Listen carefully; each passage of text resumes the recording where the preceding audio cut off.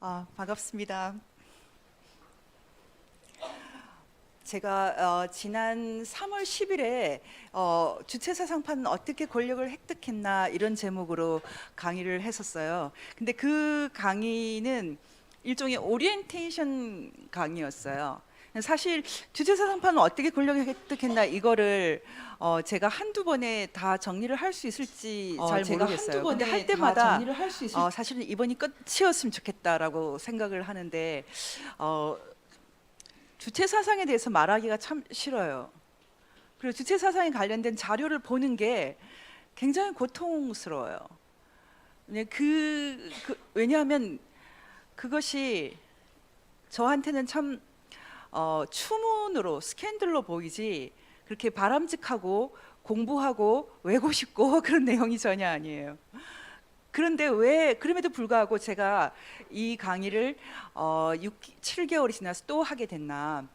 그 7개월 사이에 많은 분들이 또 새로운 인식으로 열려서 이제 제가 드리는 말씀을 좀 더 잘 들을 수 있다, 그런 생각이 들었어요. 그리고 이 강의는 제가 방송을 통해서 하기 때문에 오늘 이 자리에 못 오시는 분들도 많이들 듣기 때문에 제가 생각할 때는 우리 시대에 같이 호흡하시는 분들이 이 내용을 좀 꼭 알 필요가 있다, 그런 생각이 들어요. 사명을 갖고 강의를 하게 됐습니다. 오늘 제목이 황정엽파와 김일성파. 제가 황정엽파는 김일성파랑 이렇게 다르다, 이런 강의를 하기 위해서 이 제목을 갖고 온 게 아닙니다. 황정엽파와 김일성파는 사실은 크게 안 다르다. 저희가 이것을 깨달을 때가 됐다라는 것을 얘기하고 싶어서 이 제목을 갖고 온 겁니다. 그러면 먼저 이제 오늘은 1탄보다는 조금 더 답을 좀 내고 싶어요. 지난 1탄에는 책만 계속 소개했더니 사람들이 좀 비판을 하더라고요. 이거 읽을 시간도 없는데 이 얘기만 한다. 그래서 오늘은 제가 나름대로 답을 좀 내고 싶어요. 그러면 일단 저희가 한번 동영상을 먼저 하나 보겠습니다. 정부와 북한 공산당은 못하라! Loud manifestation. I was very struck about this fear of a totalitarian regime. I understand that. But if this fear of people is used by politics, that is not the gospel. I think it's not according to the gospel. It's more according to the fear. Don't let this fear take all your heart, because this is not the reality. Hello to everybody. I'm Brother Alois from the Taizé community. And I'm very glad to meet young people here to pray together. We really believe that reconciliation is possible. So many people here in Korea, even if the wounds of history are very deep and they cannot heal very quickly, but it's very beautiful that now a process of reconciliation has started. And you should know, you the Korean people, that this is a sign for the whole world, a sign of hope. It's a long way, a long way. And we pray for all those who are afraid of this process of reconciliation. Let's not be afraid. Let's trust that Christ is there and He leads also this process of reconciliation. But it's true always when there is real reconciliation, there is also forces of enemy of reconciliation. Always. It has been for Christ like that, for Himself like that, and it's for us also like that.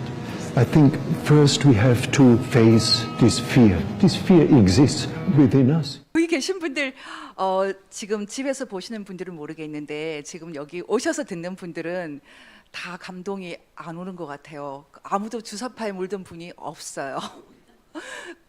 이분이 말한 적대 세력입니다. 지금 이 동영상이 많은 사람들에게 감동을 주고 있어요. 왜 감동을 주고 있다고 생각하십니까? 달콤하니까. 굉장히 달콤하지 않습니까? 이 수사님 목소리 참 달콤하죠. 근데 전혀 다른 걸 보고 계세요. 우리는 북한에 살고 있는 신앙의 자유가 없고 북한에 살고 있는 한 끼를 위해서 영혼을 파는 사람들, 그리고 김일성, 김정일, 김정은 그 우상에 그 무거운 짐을 지고 있는 사람들, 그 사람들을 보고 있어요. 우리는 그 사람들과 우리가 지금 같은 처지라고 생각하지 않습니다. 멀쩡하게 같이 잘 지내다가, 같은 가족끼리 잘 지내다가 별 중요하지 않은 걸로 싸워서 삐져서 안 만나는, 그래서 화해하지 않는 것이 아니에요. 우리가 지금 보고 있는 것은 완전히 다른 세상이에요. 우리는 우리의 형제가 부당하게 지금 억눌려 있고, 부당하게 지금 고통당하고 있고 압제당하고 있다, 그런 생각을 갖고 있는데, 지금 바로 그 형제와 우리가 부당하게 형제와 우리가 삐져서 지금 화해를 못하고 있다라고 이 수사님이 인식을 해주고 있어요. 너무나 다른 세계지 않습니까? 사실은 지금 이 갈등 구조를 어떻게 보는가에 따라서 한국과 지금 미국과 그리고 앞으로 이 세계를 보는 시각이 다 달라져요. 근데 제가 그래서 오늘 지금 이 수사님 같은 분을 설득하기 위해서 이 강의를 하는 것이 아닙니다. 저는 이런 분을 설득할 자신이 없어요. 만약 이분을 제가 직접 만나고 이분이 하는 이 어눌한 영어를 서로 써가면서 한 달쯤 지내도 자신이 없어요. 이렇게 보는 세계와 저처럼 보는 세계는 사실은 정말 한 끗 차이 같은데 천국과 지옥처럼 멀거든요. 왜 이렇게 큰 차이가 날까? 굉장히 저도 큰 고민인데, 지금 우리가 살고 있는 이 세상에는 같은 가족끼리도 이렇게 다른 생각을 갖고 있어요. 김정은하고 화해하면 화해라고 생각하고 있어요. 저는 김정은과 우리의 형제가 불화하고 있다고 생각하는데, 저희는 한 번도 북한에 대해서 두려움을 가진 적이 없지 않습니까? 우리 형제가 너무나 고통당하고 있는 것에 대해서 우리의 마음이 고통스럽죠. 제가 생각할 때는 지금 이 시대에 우리가 겪고 있는 문제는 공감 능력의 문제가 아닌가, 그런 생각이 듭니다. 우리가 공감할 수 있는 범위가 어디까지인가. 사실 지난주에 제 대학 은사께서 돌아가셨는데 제가 그 자리에 가지 않았어요. 제가 대학에 입학했을 때 그 한국 근대문학이라는 굉장한 명강이었는데요. 400명이 가득 차서 들었던 그런 강의인데, 첫 시간에 근대문학이란 무엇인가? 근대문학이 무엇인지 알려면 자본주의가 무엇인지 알아야 된다. 근대문학이라는 것은 한국 문학의 근대편이 아니다. 근대, 모더니티라는 것은 하나의 독특한 퀄리티, 독특한 질을 갖고 있다. 그래서 그 독특한 질이 뭔가를 이해를 하는 것, 그것이 중요하다라고 첫 시간에 얘기했어요. 그분이 자본주의를 어떻게 정의를 해 주셨는지 아십니까? 나한테 이득이 되지 않으면 한 걸음도 움직이지 않는 세계, 이게 자본주의다. 근대인은 바로 이런 존재고, 이게 합리적이라고 생각을 해야지 근대인을 이해할 수 있다. 지금 대한민국에 살아가는 사람들이 만약 이런 현대인, 이런 근대인이라면 북한 사람들에게 공감이 되지 않을 거예요. 세월호에서 아이들이 죽을 때는 정말 울고 같이 고통받지만, 북한에서 아이들이 죽어갈 때는 그다지 고통이 없을 거예요. 결국은 우리가 어디까지 얼마나 공감할 수 있는가의 문제가 아닌가 생각을 합니다. 사이코패스에 대해서 요즘 얘기를 많이들 하고 있어요. 사이코패스나 소셜패스나 소시오패스나 이런 얘기들을 많이 하는데, 이 사이코패스의 가장 중요한 특징은 공감 능력이 없는 거예요. 그래서 내가 이 사람을 때렸을 때 그 사람이 아프다라는 것을 제가 인식할 수 없는 거고요. 죽였을 때도 이 사람이 죽어서 불쌍하다 이런 감각이 없는, 공감 능력이 없는 것이 중요하고요. 두 번째는 양심이 없어야 돼요. 어떤 것이 착한 마음인가, 좋은 마음인가. 그리고 세 번째는 거짓말을 할 때 아무렇지도 않은 거. 그래서 거짓말을 들켜도 들통이 나도 괜찮은 것. 그게 사이코패스의 굉장히 중요한 특징인데 사람도 그런 존재가 있지만 국가도 그런 존재가 있어요. 이런 양심과 공감 능력과 거짓말을 마음대로 할 수 있는 그런 존재, 양심과 공감 능력이 없고 거짓말을 마음대로 할 수 있는 이런 존재, 이런 국가가 존재한다는 것, 이런 국가가 존재한다는 것에 대해서 사람들이 인식이 없어요. 여기서 모든 출발이 다른 거예요. 제가 지금 이 동영상을 보여드렸는데 저희가 이 동영상을 보면서 감동을 못 느꼈어요. 너무 그런 사람들이 소수라는 것 때문에 가슴이 아파요. 너무나 소수예요. 지금 많은 사람들이 이제 제가 그 다음 장을 넘어갈 텐데요. 많은 사람들이 북한에 대해서 이해가 굉장히 이제 부족해요. 한국 사람들은 모두 북한 전문가라고 생각하는데 북한에 대해서 접근할 때 가장 먼저 저희가 알아야 될 것은 북한이 뭔가 종교화된 신념의 국가다. 사람들이 그걸 주체사상이라고 생각을 해요. 하지만 옆면을 한번 볼게요. 북한을 정말 떠받들고 있는 진짜 기둥은 사실은 다음 면 보여드릴게요. 이렇게 주체사상은 그냥 어떻게 보면은 없어도 되는, 빠져도 되는 그런 한 축이고 밖에서 볼 때는 주체사상만 보이도록 고안이 되어 있어요. 그래서 대외 비로하고 북한 내부에서 모든 사람들에게 헌법보다 더 상위 개념으로 모든 사람에게 심어주고 있는 것은 이 유일사상 10대 원칙이라는 것을 적어도 여기 우리 MPK에서 강의를 듣는 분은 이미 다 알고 계실 거예요. 근데 북한의 유일사상 10대 원칙이 북한 체제를 떠받드는 진짜 기둥인데 잘 보시면 전부 우상화 정전이에요. 절대화란 말이 있고 신념 신조화란 말이 있고 무조건성이란 말이 있어요. 그리고 김일성을 무조건 따라 배우는 것. 그리고 마지막 우리 10조에는 세습. 이번에 그 약간 김정은이 바꾸면서 자기 아버지 이름도 집어넣었어요. 김정일도 집어넣었고 그리고 10조에는 더 확실하게 세습을 정당화하는 것을 더 확실히 명문화하고 있어요. 워낙에도 뭐 대를 이어서 충성하자 비슷한 그런 내용이었지만 김정은이 그래서 선거가 없이 투표가 없이 북한을 장악할 수 있게 돼 있어요. 이런 체제를 여러분이 상상할 수 있습니까?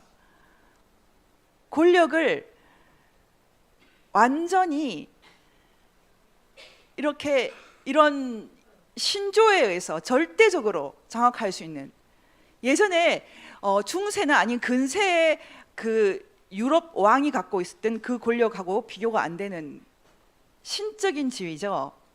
지금 저희가 북한을 상대하면서 이 부분은 일단 말하고 싶지 않아요. 이 부분을 말하고 싶지 않기 때문에 지금 북한은 우리에게서 협상의 대상이고 통일의 대상인데 어떤 통일에 대해서 우리가 묻지 않게끔 되어 있는 거예요. 심지어 북한 내부에서도 유일사상 10대 원칙은 대외 비일뿐만 아니라 예전에 오길런 박사가 북한에 들어갔을 때 한참 있다가 이 유일사상 10대 원칙을 보여줬다고 하더라고요. 지금은 대외적으로 많이 알려져 있지만 북한에서는 모든 북한 주민들이 이것을 전부 다 외워야 되고요. 하지만 한국 사람들이 이런 삶에 대해서 이해할 수 있겠습니까? 우리가 이 삶에 대해서 공감할 능력이 없기 때문에 지금 북한을 오해하고 있는 거죠. 저는 저희가 아무리 많이 말을 해봐도 바로 이 대목에 대해서 열리지 않으면 북한을 이해할 수 없다고 생각합니다. 우리가 마지막 클립을 한번 제가 마지막 앞에 내셔널 지오그래피 그 클립을 지금 한번 보여드릴게요. 여러분들이 이미 많이 이 그 비디오를 보셨을 텐데요. 한번 잠깐 조금 더 보겠습니다. 짧으니까. 별 문제가 없는 한 내일 이들은 시력을 회복하게 됩니다. 하지만 이들이 보게 될 세상은 우리의 예상과는 다른 것일지도 모르죠.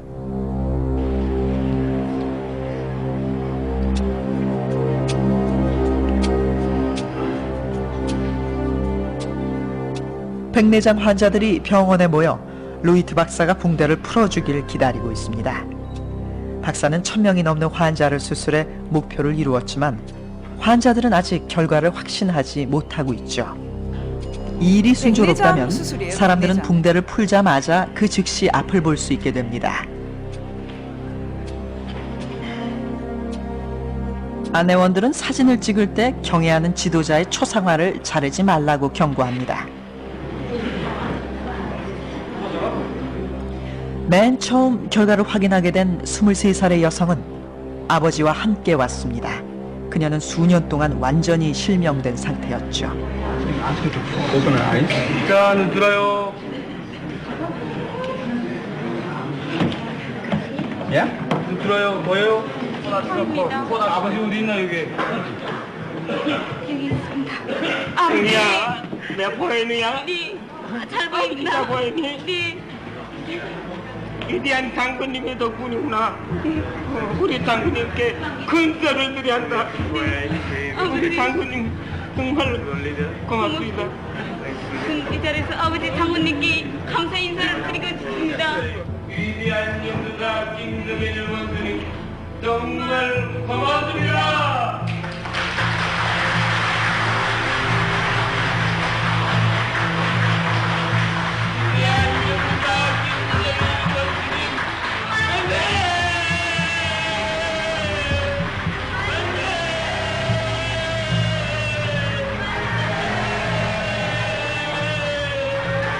Ask her to open her eyes, please.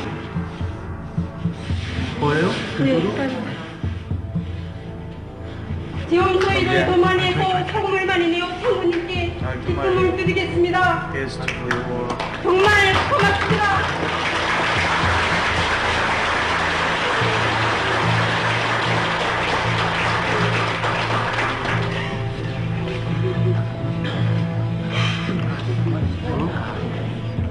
이번엔 취재진이 집을 방문했던 할머니 순서입니다.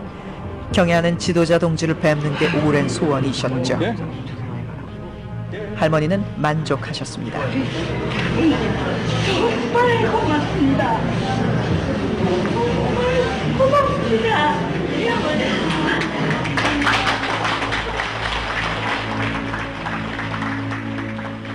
시력을 되찾게 된 환자들마다 하나같이 경애하는 지도자에게 감사 표시를 하는 모습은 놀라운 광경이었습니다. 이렇게 늙은이 우리를 아픔에 안아주시니 얼마나 고맙습니까?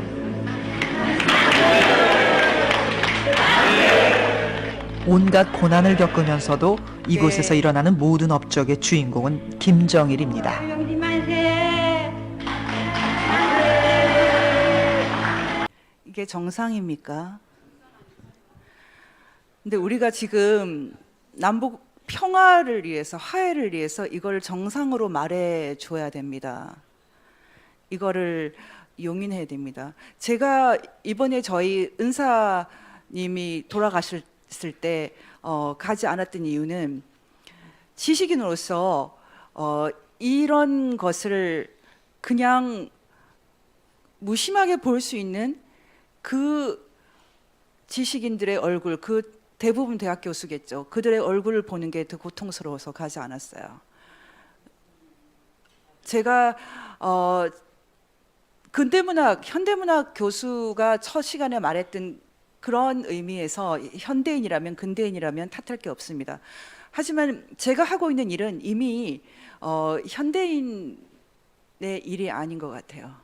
우리가 이렇게 공감되지 못한 세계에 대해서 이게 추문이다, 이게 잘못됐다라고 말할 만한 지성은 있다고 생각합니다. 근데 이 나라에, 대한민국에 그런 지식인이 너무 소수예요. 그래서 제가 이번에 기도했어요. 교수님, 만약에 제 기도가 당도한다면 편히 가세요. 정말 사랑했습니다. 하지만 교수님은 저를 쫓아냈었죠. 제가 제 대학 은사님하고 제 인생에서 참 특별한 순간이 있었는데, 저는 어쨌든 이유를 알 수 없는 어떤 이유 때문에 학교를 떠나게 됐었고요. 제가 다른 인생의 경로를 통해서 그 북한 인권 운동을 하게 됐어요. 제가 지난 20년 정도 북한 인권 운동을 하면서 이 대한민국 사람들에게 이 북한의 인권 문제와 북한 사람들에 대해서 공감의 장을 여는 것이 어렵다고 생각했기 때문에 제가 택한 길은 김정일을, 또 김정은을 반인도 범죄, 크라임 어게인스트 휴머니티 반인도 범죄, 세계에서 가장 큰 인권 범죄자로 규정하는 일을 하기로 마음을 먹었어요. 그래서 제가 예전에 그 미국 노틀담 대학에서 국제인권법을 공부할 때, 그 노틀담 대학은 국제인권법 분야에서는 가장 좋은 학교에 속해요. 카톨릭 계열의 학교예요. 하루에 5번씩 미사가 있는 그런 학교인데, 그 학교에서 가장 중요하게 생각하는 모토가 평화거든요. 그렇지만 국제사회에서 평화라는 것은 이런 가짜 평화가 아니에요. 이 추문, 이 스캔들을 괜찮다, 이것도 정상이다, 북한 사람들은 북한 사람들 입장에서 보자, 이렇게 말하는 그런 가짜 평화가 아니다. 한국에서 사람들이 평화라고 얘기하는 것은 내가 편한 것, 내가 평화로운 것, 내가 행복한 걸 말하지 않습니까? 저는 지금 한국 사람들이 이렇게 북한 사람들하고 공감하지 않는, 심퍼시가 없는 이 가짜 평화 때문에 끝도 없는 수렁 속에 지금 빠져들고 있다고 생각하고 있어요. 그러면 어떻게 해서 지금 이렇게 깊은 수렁에 들어왔나? 제가 오늘 지난 3월에 이미 그 제 1탄을 통해서 북한의 충성을 맹세한 지하 조직이 여러 그룹이 있었고, 그 그룹이 각각이 자신들의 방식으로 정치 세력화에 성공했다라고 얘기를 했습니다. 근데 이 그룹은 이렇게 비합법적인, 아니면 이 언더에서만 일하지 않습니다. 그 사람들은 반합이란 말도 없어요. 반합법, 딱 반 정도만 합법인 그런 활동도 하고, 아니면 아예 제도권, 아예 합법적인 그런 일도 합니다. 근데 오늘은 주로 1990년대 이후에 본격적으로 이 주사파가 어떻게 합법화되고 제도권화됐는지, 지하 세계는 더 이상 알 게 없어요. 왜냐하면 지하가 안 궁금할 정도로 지하에 있던 사람들이 모두 다 바깥에 나와서 활동을 했고, 우리가 뭔가 좀 비판하려고 하면 웬 색깔론, 웬 사상 검정, 이런 말을 통해서 입을 다 틀어막지 않았습니까? 그래서 지금 이거 이상해, 종북 그러면 다 고소해버리고, 그러니까 뭐 어떻게 말을 못하죠. 그 사이에 목적을 다 이루었죠. 그들이 이루어가는 목적은 주로 어디에서 온 생각일까? 1991년에 강철 김영한, 1980년대 한국 주사파의 대부라고 하는 강철 김영한 씨가 묘향산에서 김일성을 만났다고 제가 말씀드렸어요. 강화도에서 반잠수정을 타고 해주에서 기차를 타고 묘향산에 가서 김일성을 만났을 때 김일성이 2차례 만나주면서 이런 말을 했대요. 동무만 믿소. 주사파 1천만 명 만들어 주시오. 여러분, 주사파 1천만 명 만들었다고 생각하세요? 만들지 않았다고 생각하세요? 진짜 주사파는 1천만 명까지 안 되겠지만, 그 주사파를 자신들의 리더로 다 인정한 이상은 대충 1천만 명이 넘는 것 같아요. 그러면서 이렇게 말했대요. 김일성이, 제가 이 김일성이 말했던 걸 다시 이렇게 복귀하는 게 썩 기분은 좋지 않아요. 그렇지만 읽겠습니다. 인민들이 투쟁에 나서지 않는 것은 남조선이 미국의 식민지라는 사실을 모르고 있기 때문이다. 따라서 미국의 식민지라는 사실을 폭로하는 운동을 전개해야 한다. 사상이 중요하다. 남조선 인민들을 1000만 정도만 주체 사상으로 무장시키면 남조선 혁명은 이룩한 것이나 다름없다. 이란의 라프산자니가 방문했을 때 어떠한 방식으로 혁명을 했는지 물었다. 라프산자니는 종교를 중심으로 사상을 전파했다고 대답했다. 남조선에서도 사상을 전파하고 조직화해야 한다. 당신이 쓴 반미 투쟁과 관련한 글을 많이 읽었다. 훌륭한 글이었다. 지금 주사파가 1000만 세력화를 이룬 비밀이 여기에 다 들어있어요. 다음 클립을 좀 보여주세요.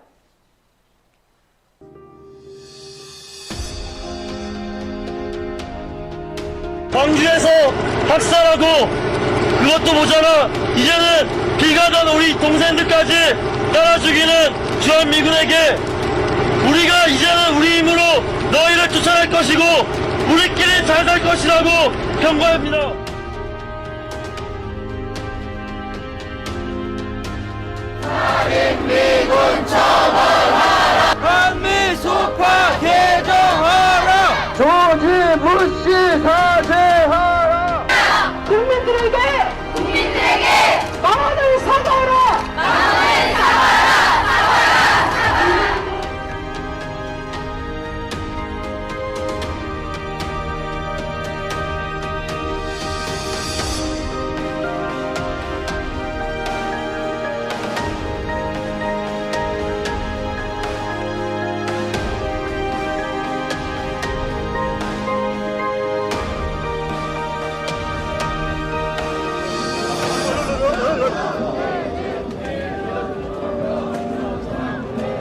한나라 당에 단단히 선언할 수 있도록 다시 한번 함께 조여주십시오.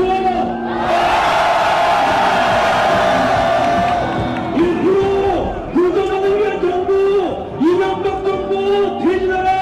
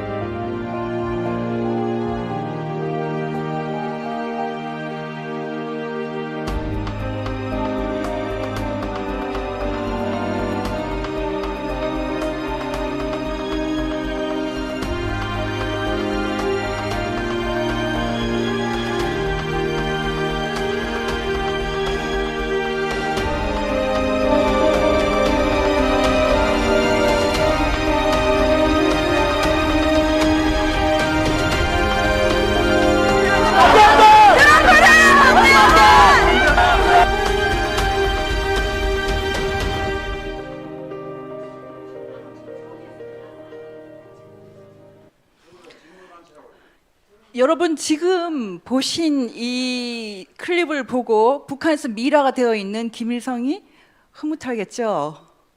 예, 반미, 우리가 미국의 식민지다. 그렇게 생각하면은 전 세계가 미국의 식민지입니다.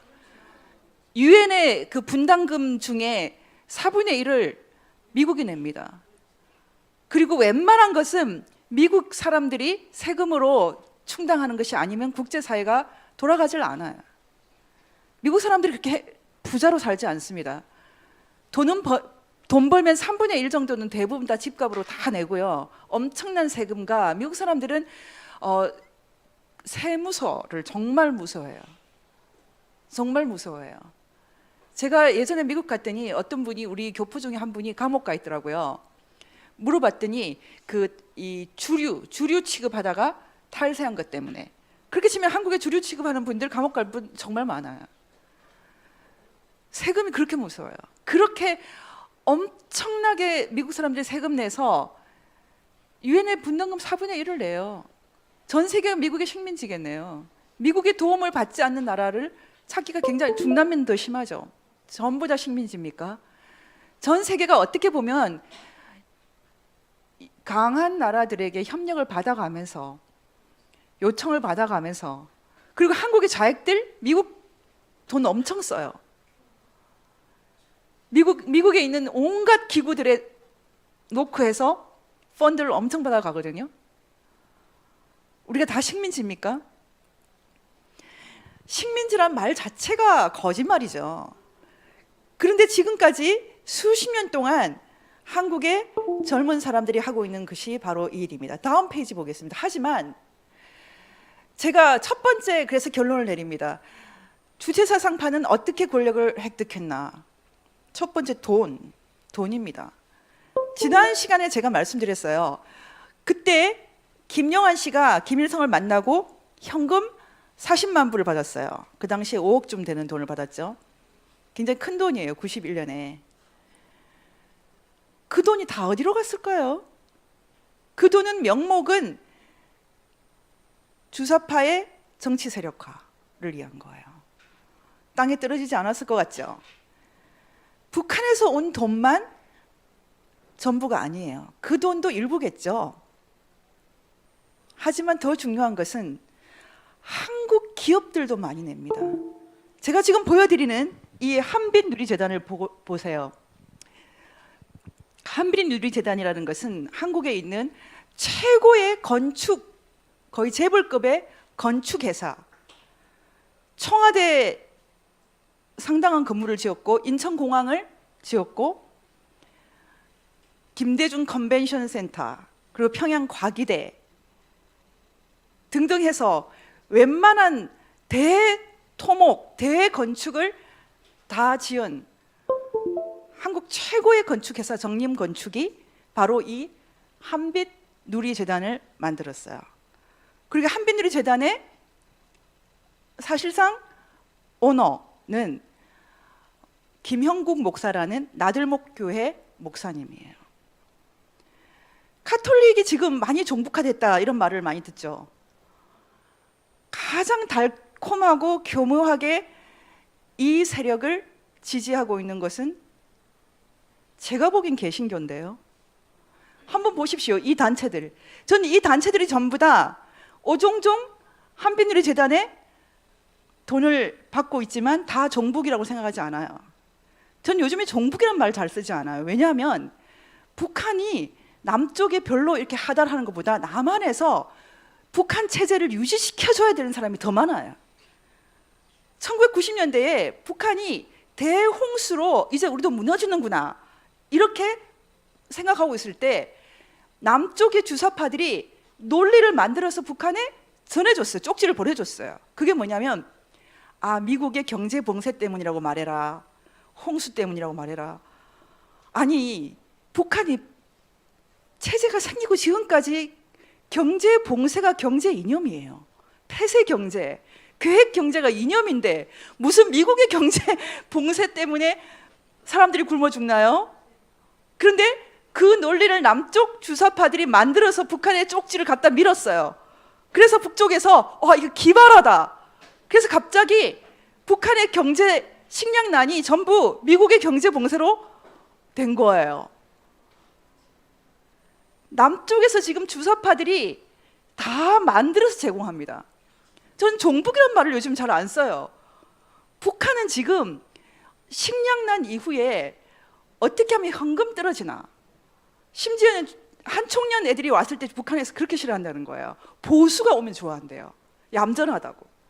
한총련 애들 오면은 줄 세우기 힘들다는 거예요. 너무 지멋대로 해가지고.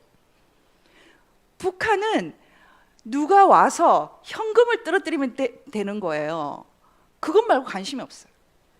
예전에 황장엽 스님이 저한테 그런 말씀 하셨었어요. 황 스님도 외화벌이에 동원된다고. 제가 그 황 스님을 이렇게 만나서 북한에서 만나서 좀 많이 도왔던 분이 계세요. 나중에 재미교포인데 얼마 전 돌아가셨는데 그 미국에서 그 경량 철골이라는 걸로 아주 돈을 많이 버신 분이에요. 그렇게 부자는 아닌데, 근데 그분이 황 스님 나중에 이렇게 방미할 때도 도와주시고 하셨는데 그분이 저한테 직접 말씀하셨어요. 미국에서 만났을 때 공항에서 이렇게 순환공항에서 있는데 저기 누가 오더라. 그 사람이 그 유명한 북한 주체사상의 창시자인 황장엽이더라. 그랬더니 앉혀놓고 한참 주체사상 얘기를 하더니 마지막에는 100만 달러만 액수까지 얘기하면서 돈 달라고 하시더래요. 이게 북한인데 무슨 고상한 지금 철학입니까? 모두가 지금 북한에서는 외화벌이 말고는 살아갈 길이 없어요. 이번에 김여정이든 김정은이든 외화 들어올 일이 없으면 움직였을까요? 꼭 제재를 풀기 위해서라기보다는 일단 뭔가를 액션을 해야지 체제 유지 비용이 들어오기 때문에 뭔가 안 할 수가 없는 게 북한이에요. 뭐 고상한 주체 사상? 북한 사람들도 웃어요. 그 모든 지적인 장난은 남쪽에서 이루어진다고 생각해야 됩니다. 그리고 미국에서, 일본에서, 유럽에서. 도대체 이 행동은 무엇일까요? 제가 굉장히 가슴 아프게 생각하는 것은 이 한빛누리재단. 한빛누리재단이 원하는 것은 변혁이라고 합니다. 변혁. 변혁이 무엇일까요? 건강한 변혁 활동. NGO들의 건강한 변혁 활동. 변혁이라는 말은 원래 기독교에 쓰는 말이 아니에요. 운동권이 썼던 용어예요. 기가 막히게 들어와 있어요. 정림건축의 대주주였던 그 김정철 회장은 돌아가셨지만 그 외아들이 지금 목사가 돼서 이 일을 다 담당하고 있는데, 얼마 전에 굉장히 뭐 안 좋은 스캔들이 있었죠. 그 최태원 회장이 그 이혼하겠다고 했는데 그때 그거를 이렇게 밝히도록 어떤 목사가 그렇게 권유했다. 그 목사로 지목돼서 언론에 나오기도 하고 했는데, 이 나들목교회 김형국 목사가 이렇게 돈줄을 갖고 있는데 오종종 모여 있는 단체들이 정말 많아요. 그 단체들은 다 종북은 아닐 거예요. 제가 보기에는 한국에 지금 기독 청년들의 거의 혼을 빼놓은 단체가 거의 대부분이에요. 그럼에도 불구하고 여기 돈을 누가 받고 있는지 한번 넘어가서 보겠습니다. 일단 이사회를 먼저 보겠습니다. 제가 지금 말씀드렸던 것처럼 이사회는 이 김정철 이사장, 이분은 돌아가셨고요. 그 아들 김형국 출연재단의 대표를 맡고 있고요. 정림건축의 대주주예요. 사실상 뭐 압도적인 주주라고 할 수 있고요. 그리고 박종원 변호사 같은 사람은 복음과 상황 같은 기독교 잡지인데 그 뭐 모르겠습니다. 일단은 말하고 싶지 않아요. 그리고 이런 대부분 이제 정림건축 관련된 분들이 여기를 맡고 있고, 그럼 이제 출연 내역을 한번 보겠습니다. 구체적으로 어떤 분들이 이 재단에 돈을 내고 있나? 뭐 압도적으로 많이 내는 것은 역시 이 정림건축이고요. 건축 30억이 넘는 것 같죠. 그리고 주식, 이 돈도 아마 정림건축 오너 돈이라는 설이 있고요. 확인이 필요합니다. 근데 우리가 자세히 봐야 될 것은 2014년에 한국수출입은행이 억대를 냅니다. 그 다음 해도 냅니다. 그 다음 해도 냅니다. 하나투자증권도 냅니다. 하나생명보험도 냅니다. 해상화재보험도 냅니다. 기업을 잡겠다는데 기업들이 돈을 내요. 교회를 잡겠다는데 교회들이 돈을 내요. 이것은 무엇입니까? 위선입니까? 비겁입니까? 넘어가겠습니다. 그 다음 페이지 한번 봐주세요. 이렇게 돈을 모아서 누가 제일 돈을 많이 가져왔나? 네, 처음에 저 아까 클립을 보셨, 첫 번째 클립, 그 태제 그 수사, 그 공동체 수사님, 그 클립을 만든 곳이 어디입니까? 뉴스엔조이죠. 뉴스엔조이가 압도적으로 갖고 갔어요. 10억 넘게 갖고 왔네요. 4년 동안. 뉴스엔조이가 어떤 매체인지 다음 기회에 얘기하겠습니다. 여기 많은 단체들이 돈을 갖고 가고 있어요. 제가 잘 아는 회계사가 이거를 뭐 맨날 며칠을 매달려 가지고 다 정리해. 이건 다 공개하는 정보니까 공개가 가능합니다. 우파가 이렇게 돈줄이 있으면, 한빛누리재단이 지원하고 있는 단체 중에 이런 데도 있어요. 예수살기. 적은 돈을 갖고 간 곳이 아니에요. 얼마 갖고 갔나요? 예수살기가 6,900, 약 7천만 원을 갖고 갔네요. 이 예수살기가 북한에 간 한상열 목사한테 이 시대의 예수, 이거 신성모독이에요. 어떻게 함부로, 내가 도태우 변호사님 아무리 훌륭하지만 이 시대의 예수 도태우 변호사를 소개합니다. 이 신성모독 아닙니까? 이런 신성모독을 이렇게 함부로 해요. 예수살기에서 한상열 목사는 이 시대의 예수라고 말했어요. 이렇게 함부로 신성모독을 합니까? 그 사람이 북한에서 우리 민족끼리 자주통일입니다. 김일성이 하는 말하고 뭐가 다릅니까? 어떻게 생각하세요? 한국 기업이 이거 이상하지 않습니까? 여기 돈을 받는 개척자들, 제주도에서 열심히 해군기지 반대하고 있습니다. 해군기지 만들면 한국 안보에 좋고 북한한테 나쁘죠. 다들 북한 편입니까? 네, 좋습니다. 그러면 한번 잘 보세요, 여러분. 지금 한빛누리재단 같은 굴지의 대기업들이 이러고 있는데, 제가 20년 동안 북한 인권운동할 때 한국 대기업이 도와주겠다고 한 사람 못 만나봤어요. 정경련에 가서 한번 얘기를 꺼냈다가 혼났어요. 북한 사람들이 우리가 무슨 상관이야? 다시는 정경련 근처에도 안 가요. 여러분, 유태인들은 수단에 비행기 대놓고 이디오피아에 있는 검은 유태인들을 구한 작전 다 아시죠? 유태인은 사람이고 북한 사람은 사람이 아닌가요? 한국 기업들이 그렇게 돈 벌어서 이렇게 합니까? 이 한빛누리재단, 이 김정철 회장도 평양 사람이에요. 북한에서 오신 분이에요. 도대체 이분들이 왜 이러시나? 평양에 김일성 동성동본이래요. 희성이죠. 아주 전주 김씨가 별로 없어요, 한국에. 전주 김씨 집안이라서 그럽니까? 장신대 출신의 장신대 교수를 하셨던 주선혜 교수님이라고 있어요. 주님과 한평생이라는 책을 썼죠. 제가 이 책을 만들 때 제가 많이 도왔는데요.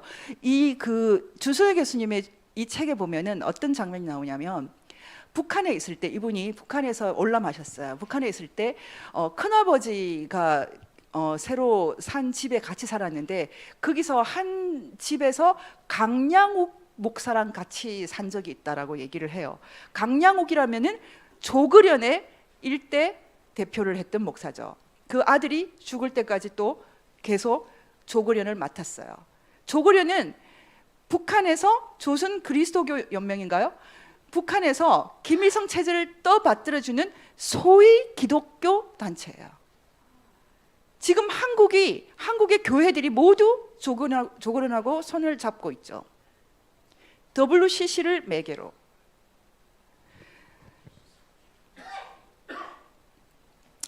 정의구현 사제단은 내놓고 하지만 한국의 그 많은 교회들 정말 이래도 되는 건가요?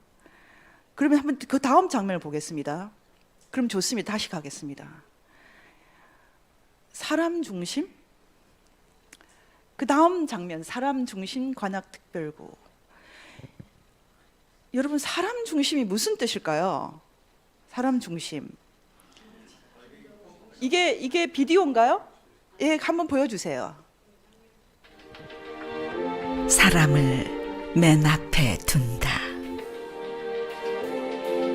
이념보다, 권력보다, 돈보다, 학력보다, 경력보다, 지위보다, 성공보다, 집안보다. 사람이 먼저다. 사람이 먼저다. 사람이 먼저다. 사람이 먼저다. 사람이 먼저다. 사람이 먼저다. 사람이 먼저다. 문재인. 여러분, 사람이 먼저다. 사람이 갑자기 왜 튀어나왔어요? 언제는 짐승이 먼저였어요? 이게 바로 주체사상에서 나온 개념이죠. 이 사람이라는 개념은 일단 여러분이 이미 다 아시겠지만은 다음 북한 헌법 3조와 8조에 나오는 개념입니다. 조선민주주의인민공화국은 사람 중심의 세계관이며 모든 것이 근로 인민 대중을 위하여 복무하는 사람 중심의 사회제도. 이걸 제가 발췌를 한 겁니다. 여러분, 사람 중심 세계관이다. 이게 바로 주체사상이에요. 사실은 황장엽 철학에서 나온 개념이에요. 그래서 그래서 북한에서 물론 말할 때는 김일성이 창시했다고 말하지만 사실은 원래 라이터는 황정엽이죠. 사람 중심의 세계관이다. 이 말이 갑자기 나온 말이 아니에요. 이제 이 말이 어디서 나왔는지 조금 더 보시게 되겠는데, 하지만 북한에서 3조 8조 그러는데 그 사람은 누구냐? 북한은 전문이라고 말하지 않고 서문이라고 말합니다. 한번 보십시오. 조선민주인민공화국과 조선인민은 위대한 김일성 동지와 김정일 동지를 주체 조선의 영원한 수령으로 높이 모시고 주체 혁명 이업을 끝까지 완성하여 나갈 것이다. 한번 잘 보십시오. 조선민주주의인민공화국 사회주의 헌법은 위대한 김일성 동지와 김정일 동지의 주체적인 국가 건설 사상과 국가 건설 업적을 법화한 김일성 김정일 헌법이다. 김일성 김정일 헌법이 이 북한 헌법의 이름이에요. 그래서 북한에서 최고 존엄은 존엄한 자는 사실은 김일성 김정일 김정은 수령밖에 없어요. 모든 북한 사람 하나하나가 수령과 같아 이렇게 말했다가는 수용소로 갑니다. 그런데 주체사상은 하나는 전체를 위해서, 전체는 하나를 위해서 이렇게 말하지 않습니까? 그게 바로 거짓말이죠. 수령만 사람이고 나머지는 다 사람 이하죠. 갑자기 이런 게 지금 퍼진 게 아니에요. 한국 사회에 갑자기 사람 중심이라는 게 나타난 게 아닙니다. 제가 기독교에서 가장 큰 계기가 된 인물, 그러면 제가 이 인물을 듭니다. 한때 영락교회 홍동근 목사. 그 다음 장면을 보여주세요. 이 홍동근 목사 잘생겼어요. 피아니스트 백건우의 매형이에요. 그 누나 홍정자, 백정자 씨는 남편보다 한술 더 떠서 뭐 위대한 백두 무슨 여성 김정숙 동지를 추모하며 이런 책도 쓰고, 하여튼 어쨌든 이 부인은 훨씬 더 심각한 우상화를 했지만 이 미완의 기항일기, 이 책은 1980년대 말 대학생들의 영혼을 사로잡아 버렸어요. 이 사람이 이 책에서 어떤 식으로 그 김일성 우상화를 수용하게 되는지는 조금 이따 살펴보고요. 그 먼저 이 책 앞에 서문을 한번 잠깐 보셔야 됩니다. 이 서문에 이렇게 되어 있습니다. 1983년 8월 나는 캐나다 밴쿠버에서 개최된 WCC 세계교회협의회 제6차 총회에 참석하고 귀국하는 길에 LA에 들렀다. 홍동근 목사를 만나기 위해서였다. 조금 그 다음에 조금 더 보겠습니다. 홍 목사와 나는 1960년대 중반 박정희 정권이 근대화를 내세우고 한일 국교 정상화를 획책하던 때부터 군사 정권의 횡포와 타락을 비판하고 감시하며 필요하면 저항도 하는 교회 세력의 구축을 위해 같이 활동을 했다. 그 당시 홍 목사는 영락교회 부목사였고 나는 초동교회 부목사였다. 둘 다 굉장히 중요한 교회죠. 기독교계의 지도자 33인의 이름으로 최초의 한일회담 반대 성명을 발표했을 때 우리는 함께 그 일에 관여했다. 그 오른쪽에 잠깐 보겠습니다. 나는 로스앤젤레스에서 홍 목사를 만나고 부질없는 억측과 불안을 말끔히 씻어버렸다. 그는 여전히 충성스러운 목사였으며 나라와 민족을 사랑하고 분단의 고통과 한을 안고 몸부림치는 사람이었다. 그는 옛날과 다름없는 나의 친구요 나의 동지였다. 나는 그와의 긴 대화를 하는 동안 나 자신을 몹시 부끄럽게 여겼다. 민주화, 인권, 통일을 이해한다고 하면서 나는 여전히 냉전 논리와 반공 이데올로기에 사로잡혀 있었던 것이다. 1988년 8월 11일 1988년 8월 11일 박형규 목사. 박형규 목사는 참으로 아이러니컬하게도 한 10년 전쯤에 북한의 정치범 수용소 해체를 주장하면서 북한에 들어갔던 로버트 박 집안의 사람이에요. 그래서 로버트 박이 북한에 들어갔을 때 이 집안에서 공동으로 가족 성명을 냈어요. 이 박형규 목사 아들이 대표가 되어서. 그 사람도 목사예요. 로버트 박이 결국은 살아 돌아왔죠. 로버트 박이 얼마 전에 우리 사무실에 왔었어요. 제가 그 사람 책을 내줬었어요. 아이러니 중에 아이러니예요.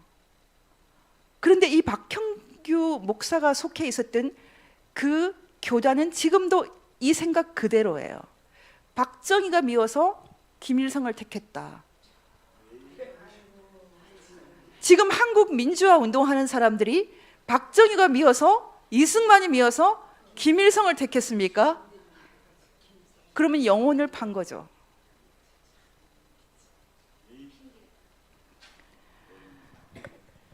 그러면 이제 더 가겠습니다.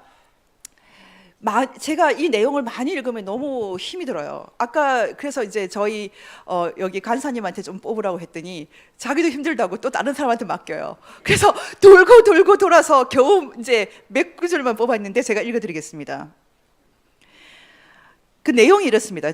내용 중에 이 홍동근 목사가 주체 사상에 대해서 설명하는 게 이래요. 그는 주체 사상이 독창성으로부터 시작했다. 무엇보다 주체 사상은 지금까지의 막스 레닌주의와 질적으로 다르며 완전히 김주석의 독창적 혁명 사상이라는 것이다. 막스 레닌주의에서는 사람의 의식보다 물질이 선차성이 있다고 말해요. 그래서 주체 사상은 이제 세계에 대해서 사람이 먼저다. 그래서 나온 개념이 사람이 먼저다예요. 막스 레닌주의와 주체 사상이 결별을 선언하면서 나온 개념이 사람이 먼저다. 막스 레닌주의 인식론은 물질과 의식을 구분해요. 그런데 주체 사상에서는 이거를 개념을 세계와 사람으로 바꾸고 세계에 대해서 사람이 먼저다. 사람 중심 철학. 바로 이겁니다. 이 막스주의 내부의 인식론 논쟁에서 나온 개념이 사람 중심이에요. 막스 레닌주의라는 유물론을 간념론으로 바꿔요. 제가 이 얘기를 항장현 선생님한테 직접 많이 들었어요. 근데 이 얘기가 또 여러분이 꼭 알 필요가 있는 얘기가 아니지 않습니까? 근데 이 정도만 알아두시면 돼요. 북한에서 주체라고 하는 것은 막스 레닌주의를 결별하고 주체 철학을 세웠다. 그래서 유물론이 간념론이 되면서 그 간념의 정점의 수령을 제조한 거죠. 그래서 이 수령도 인정하는 주사파를 김일성파, 수령론은 싫다라고 말하는 서울대 중심의 관악자주파 계열을 지금은 황장엽파. 따지자 보면 그렇게 된다는 거죠. 제가 오늘 제목으로 말했던 김일성파와 황장엽파의 가장 큰 차이는 이 주체사상의 정점에 있는 존재, 수령을 인정을 하느냐 안 하느냐, 거기서 나오는 것입니다. 근데 저는 미리 대답을 얘기하면 수령만 빼면 주체사상이 다 정당화되나? 이 질문을 해야 됩니다. 황장엽 스탠 망명 때문에 황장엽 주체사상이 제도권 안에 들어와 버렸어요. 그래서 지금 전국에 제가 살고 있는 동네 포함해서 사람 중심, 저는 사람 중심이라는 단어를 보면은 구역질이 나요. 이게 무슨 뜬금없는 소리인가? 무슨 뜻인가? 사람 중심인데 왜 박근혜 대통령한테는 그렇게 하나? 사람 아니에요? 최순실은 사람 아니에요? 마녀인가?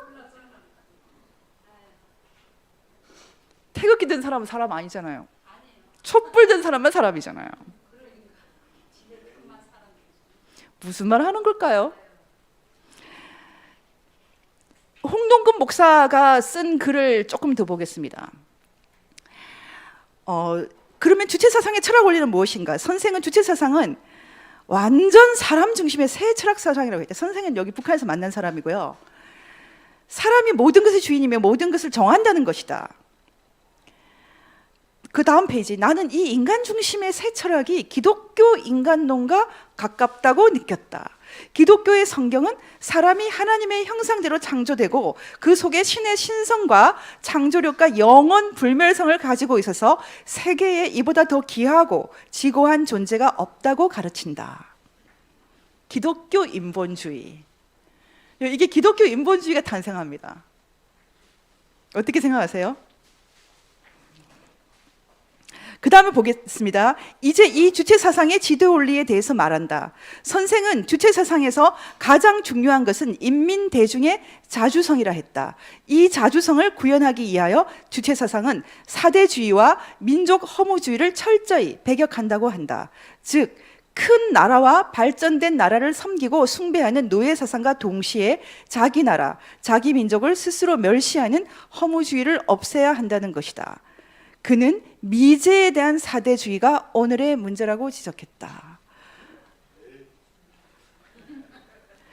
나는 자주성이란 말에 처음부터 감명을 받았다.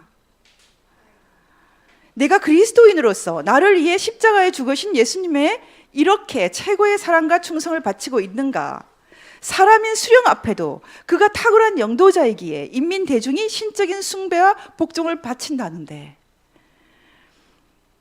내가 의심해 본다. 이것이 이른바 김일성 1인 독재의 폭력과 강요로 될 수 있는 것인가?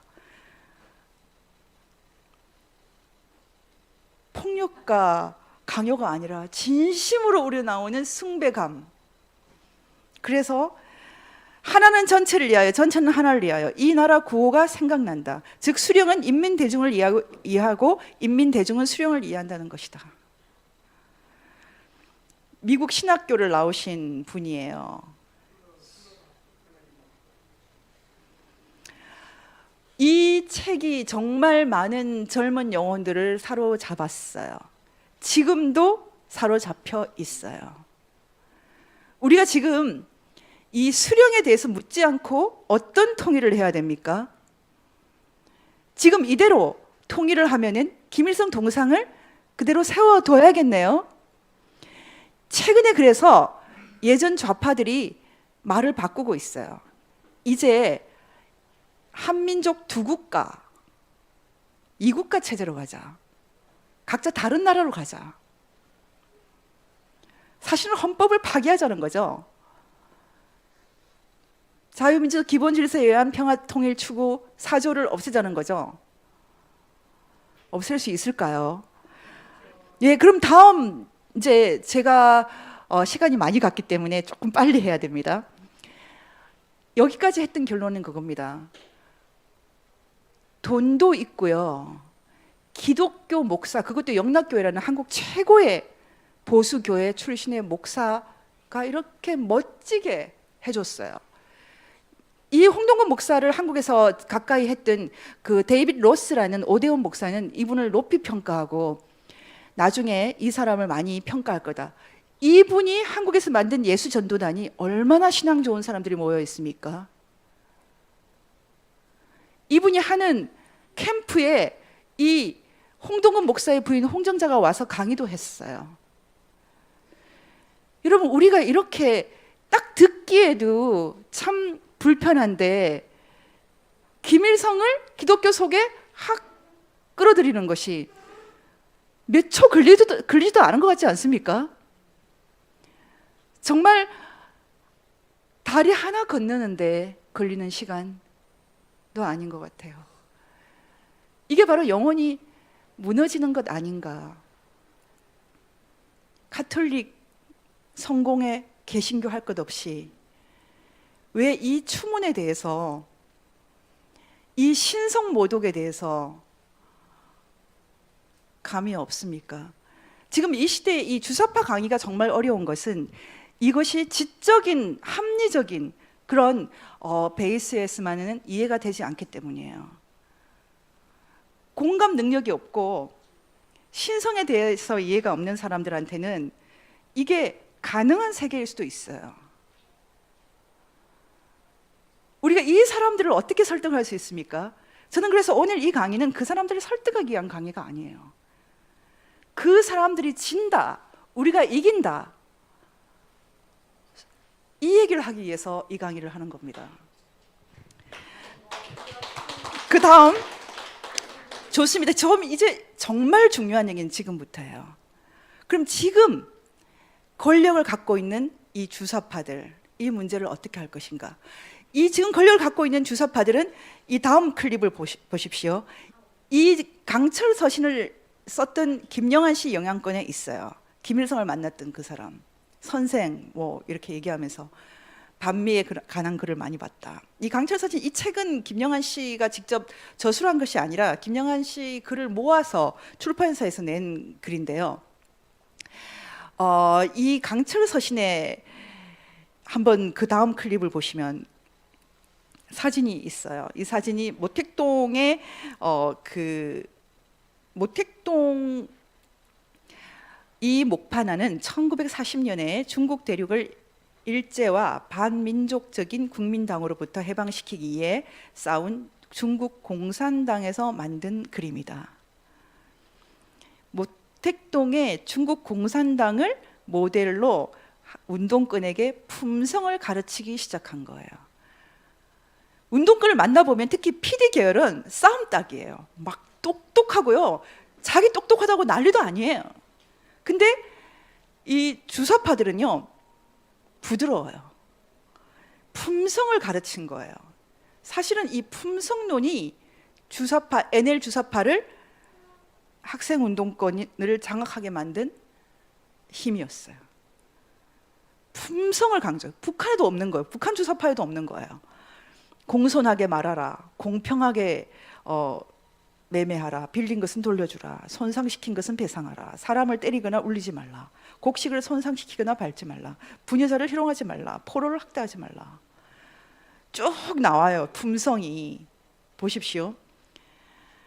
그러면 우리에게 필요한 품성은 무엇인가? 우리는 흔히 훌륭한 사람을 일컬어 그 사람은 참으로 사람답다고 말한다. 이때 사람답다는 말이 의미하는 바는 그의 도덕적 품성 또는 생활태도, 사상, 인격, 양심 등의 모범성을 복합적인 의미로 드러낸 말이다. 그래서 예전에 대학 다닐 때 NL은 참 착해라는 말이 있어요. NL은 착해요.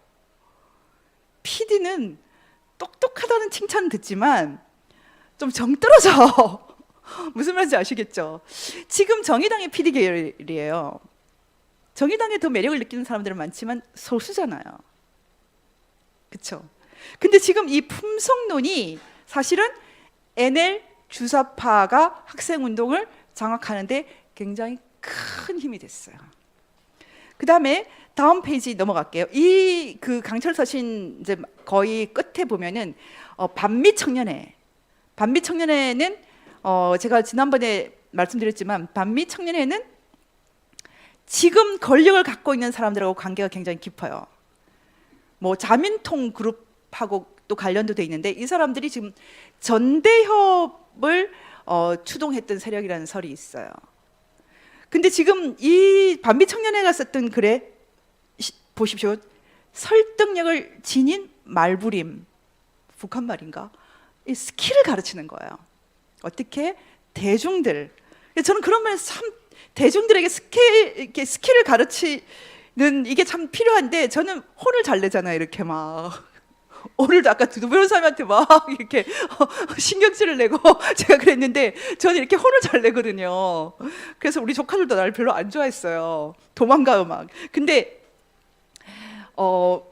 주사파들 인터뷰해 보면요, 진짜 부드러워요. 그리고 넘어가요. 통일 전선 전술의 대가들이에요. 조심하십시오. 시민 여러분, 우리는 용공이 아닙니다. 우리는 친공도 아닙니다. 우리는 반미입니다. 1980년대 이후로 이 반미가 이제 우리 사회를 휩쓸기 시작했죠. 반미가 우리 사회를 강타했던 이유 중에 하나가 사람들의 열등감을 자극했어요. 강자를 미워하라. 미국은 강하다. 부자는 강하다. 부자를 미워하라. 또 그 다음에 제가 잠깐 소개를 하는데 다시 쓰는 한국 현대사. 이 책이 사람들의 영혼을 사로잡는데 굉장히 큰 역할을 했어요. 이 책의 다른 건 다 제가 접고 그 중에서 이승만 대통령에 대한 평가만 보겠습니다. 이미 계획된 대로 유엔은 미국의 요청에 의해 대한민국을 한반도의 유일한 합법 정부로 승인했다. 미국이 요청하지 않았어요. 이승만 대통령이 요청했어요. 하지 중장은 김규식 같은 사람을 리더로 삼으려고 했어요. 좌우 합작파들. 이승만 대통령이 그 당시 인도 대표를 메논 대사죠. 그렇게 만든 거지. 절대로 미국이 그렇게 해준 거 아니에요. 미국 하수인으로 이승만을 만들어 버렸어요. 남한은 미국의 무력으로 만들어지고 미국의 힘으로 보호되며 미국의 보조금에 의해 지탱되어지는 미국의 하청 권력의 다름 아니다라고 표현하였다. 미국의 원조에 의해 유지되고 있는 권력이 미국의 요구와 지시를 벗어나서 행동할 수 없다는 것은 너무도 당연한 이치였다. 미국인과 미국 회사들이 지금까지 이 땅에서 누려오던 온갖 특권은 그대로 유지되도록 보장되었고 그들이 원한다면 언제든지 한국 내의 재산을 점유할 수 있도록 용인되었다. 남한 정부는 모든 점에 있어서 미국의 지배하에 있었고 미국과 이승만의 정권은 이 같은 포갑기구를 창설을 정비하는 것과 함께 민중 압살을 제도적으로 뒷받침하기 위한 목적으로 세계사에 유례없는 온갖 파쇼 악법을 남발하였다. 이 책을 쓴 사람이 공무원 노조에 강사 다니셨잖아요. 공무원들을 가르쳤잖아요. 이분의 부인이 저희과 선배거든요. 이 사람은 서울대 국사학과 출신이고. 근데 제가 이 사람들의 이 다현사로 불렀죠. 다시는 한국 현대사가 지금 바뀌었을까요? 사람들 생각 속에. 이승만 정권 이미 통상적인 파시즘의 수준을 넘어서고 있었다. 그대로입니다. 지금 넘어갈게요. 그 다음에 또 사람들의 영혼을 사로잡은 것, 항일 무장투쟁사. 지금도 계속 항일 1945년에 패망한 일본은 생각하지 않고 패망해서 천황의 권력을 잃은 일본은 생각하지 않고 지금도 우리는 일본 식민지 같이 생각해야 되는 건가요? 항일 무장투쟁사, 이걸 읽으면 가슴이 뜨거워진대요. 하나 더 소개하겠습니다. 주체사상에 기초한 남조선 혁명과 조국 통일 이론. 이 책은 1970년대에 나온 책인데 지금 남한과 북한이 통일을 얘기할 때 자유민주적 기본 질서에 의거한 평화통일입니까? 아니면 주체사상에 의거한 평화통일입니까? 1975년에 나온 이 대남 전략은 하나도 바뀌지 않았어요. 북한에서 역량이 안 돼서 주춤하고 있으면 남쪽에서 도와줍니다. 그 다음 페이지 한번 보십시오. 주체사상을 한마디로 말하여 혁명과 건설의 주인은 인민대중이며 혁명과 건설을 추동하는 힘도 인민대중에게 있다는 사상입니다. 그 다음 페이지 이것만 읽겠습니다. 남조선 혁명은 남조선 사회의 기본 모순으로 하여 생겨난 지역혁명으로서 미제와 남조선 인민 사이의 민족적 모순을 해결하기 위한 민족해방혁명이다. 북한은 지금도 혁명을 하고 있다고 생각합니다. 남조선 혁명, 남쪽의 혁명가들을 많이 갖고 있죠. 네, 넘어가겠습니다. 그럼 이제 본론입니다. 그러면 강철 서신에 김영한 씨는 전향을 했나? 주체 사상을 버리지 않고도 전향을 하는 방법은 없습니다. 사람들이 의심을 해서 이런 질문을 합니다. 주체 사상의 그 다음 페이지. 주체 사상에 개인이 있습니까? 이런 질문을 했을 때 이렇게 말했어요. 주체 사상에는 개인 주체와 집단 주체 두 가지를 모두 중시합니다. 그러니까 집단 주체만 강조하면 전체주의로 빠지고 개인 주체만 강조하면 지나치게 이기주의로 빠지니까 이 두 개를 동등하게 가자는 거지요. 한 개인이 양도할 수 없는 우주와 같은 권리를 갖고 있다. 우주 크기의 권리를 갖고 있다. 라는 생각에서 비롯된 공동체가 건강하죠. 그게 공하죠. 절충이 있습니까? 주인이 있고 노예가 있다. 주인만 강조하면 주인 이기주의, 노예만 강조하면 노예 이기주의. 말장난이죠. 개인의 자유와 권리라는 개념은 절대적인 기반에 있는 거예요. 절충이 없어요. 저는 김영한 주체 사상은 정말 위험하다고 생각합니다. 달콤하니까. 제가 한때 이 얘기를 가지고 황장엽 스님과 1시간 정도 논쟁을 했었어요. 감히 논쟁이라는 표현을 제가 썼어요. 땡깡이었던 것 같기도 해요. 제가 이렇게 말했어요. 저는 크리스찬이다. 크리스찬한테는 개인과 전체가 그렇게 불화하지 않는다. 불화하지 않습니다. 서로 둘 중에 하나 뭐 이렇게 강조하고 이런 세계가 아닙니다. 권리가 있고 행복하고 건강한 개인이 좋은 공동체를 만듭니다. 제가 그 공동체를 보여주고 싶습니다. 이렇게 말한 적이 있어요. 그분이 그래서 저한테 더 이상 주체사상 가르치기를 포기하더라고요. 저는 열등생으로 낙제를 했어요. 제가 황장엽 선생님이 저한테 보낸 서신을 일부러 좀 갖고 왔어요. 나머지는 다 빼고 그 서신에 제가 여러 개가 있어요. 그냥 일부를 읽어드리고 싶어요. 남북 통일 문제가 더욱더 어려워지고 있으며 이와 관련하여 우리 젊은이들이 해야 할 일이 많이 제기되고 있습니다. 젊은이들에게 기대를 걸 수밖에 없기 때문이다. 나는 특히 김영한 동지를 핵심으로 하는 시대정신 동지들에게 기대를 갖고 있습니다. 힘 잘하는 것 영한 동지의 일을 도와주려고 합니다.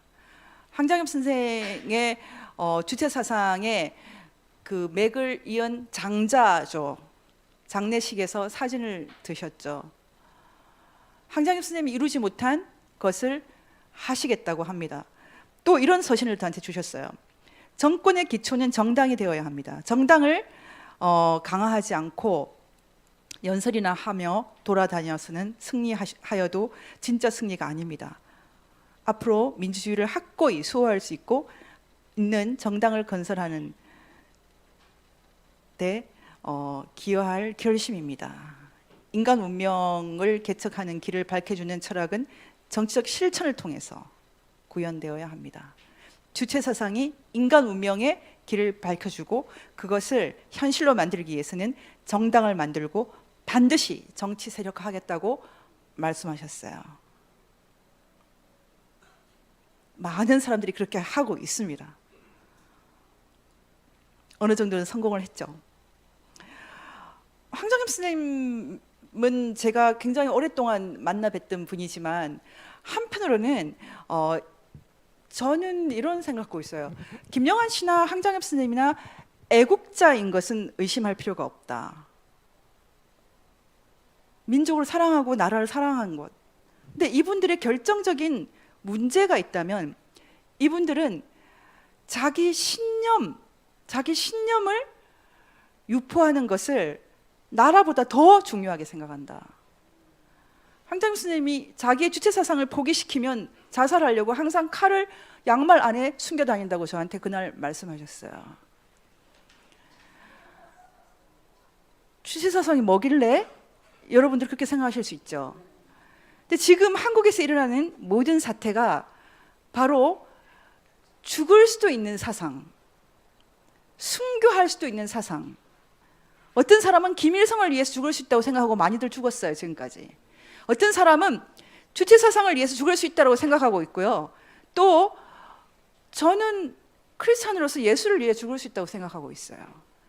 이 얼마나 무시무시한 신념들의 지금 각축입니까? 분명히 하나는 남고 하나는 죽을 거예요.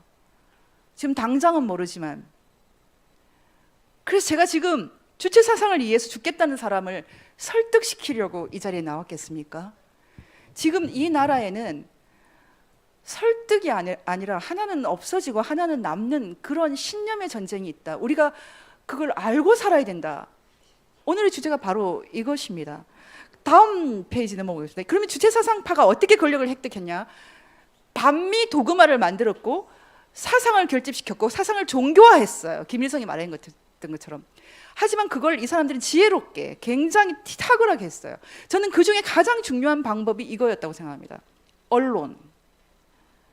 1985년에 만들었던 이 말지라는 것은 원래는 반합법이었어요. 반 정도만 합법이었어요.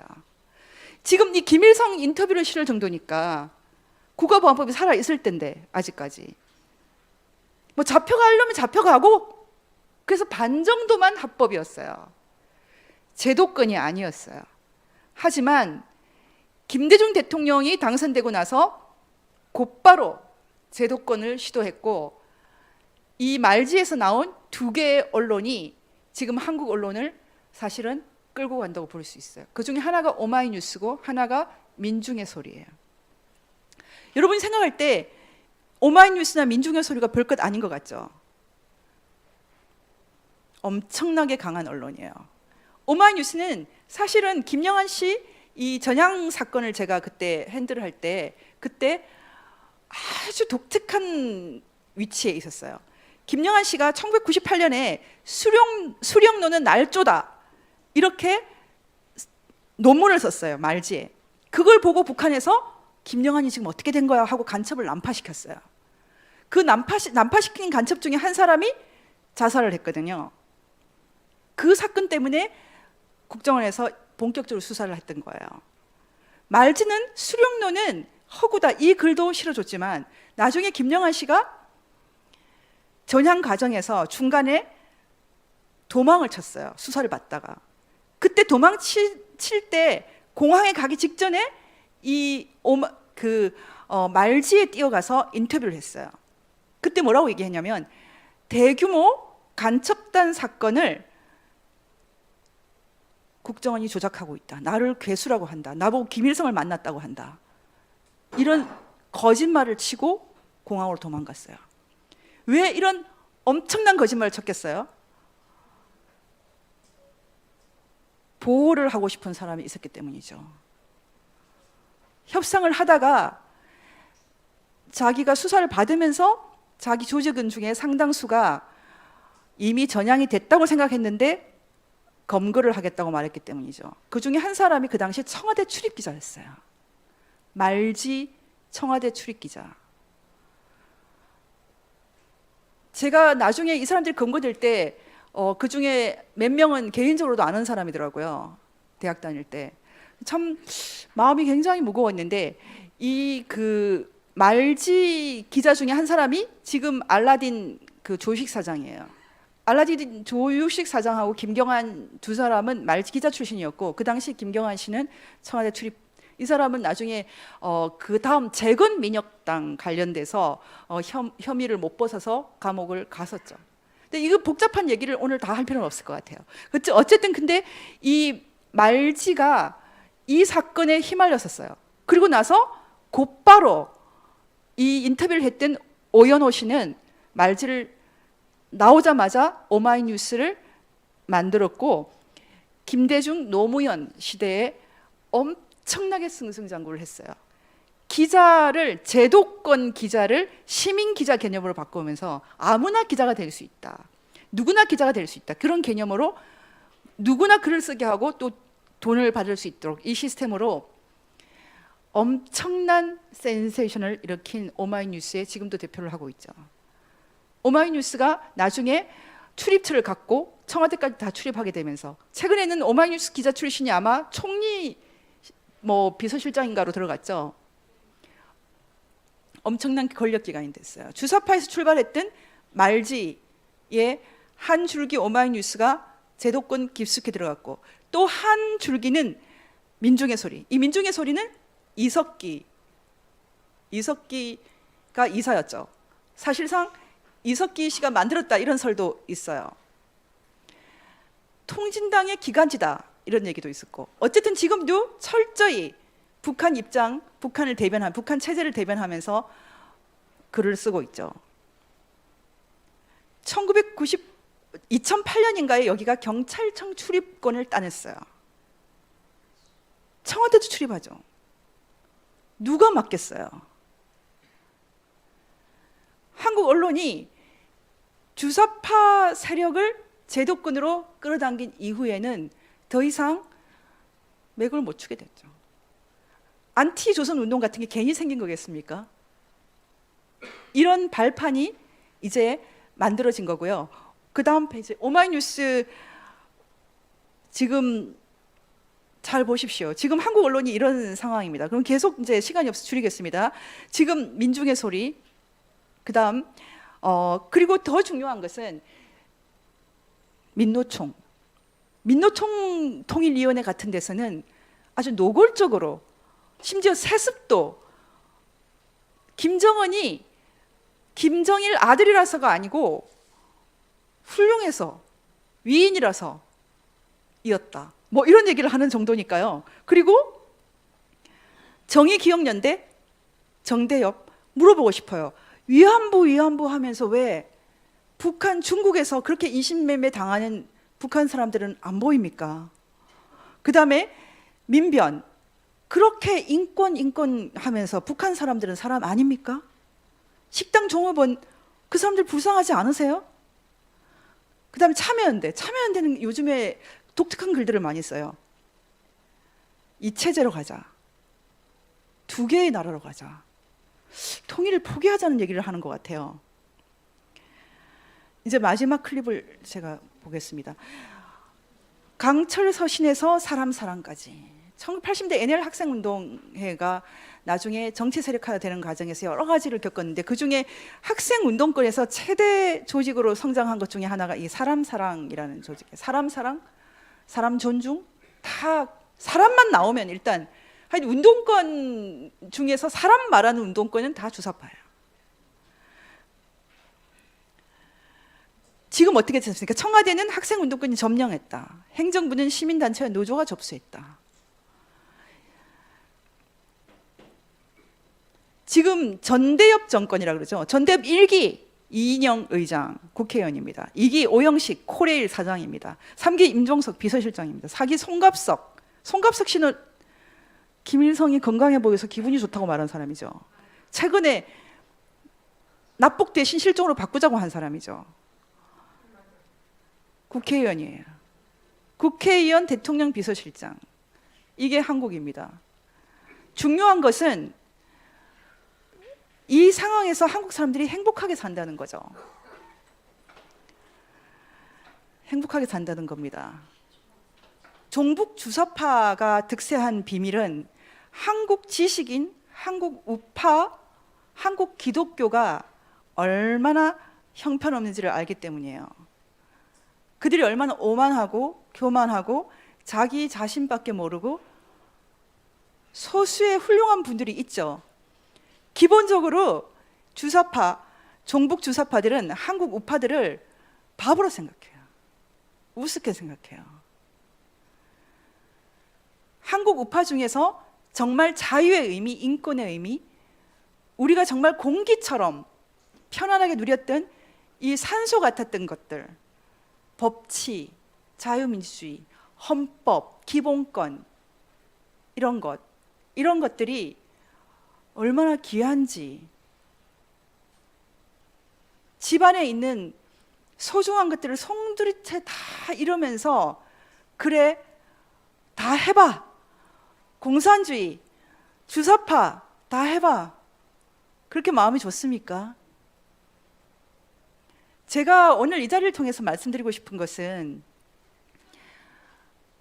분명히 말씀드릴 수 있어요. 한국 우파 별로 강하지 않을 수 있어요. 좌파 마찬가지예요. 하지만 한국 사람들은 우파도 아니고 좌파도 아닌 한국의 보통 사람들 굉장합니다. 김일성이를 우상화하고 김일성 동상을 세워놓고 통일하는 거 불가능합니다. 누구 마음대로? 저는 어쩌면 이 시간이 한국 좌익들이 막다른 골목에 다는 이 시간이 이제 진짜 좋은 통일을 하는 시작인 것 같습니다.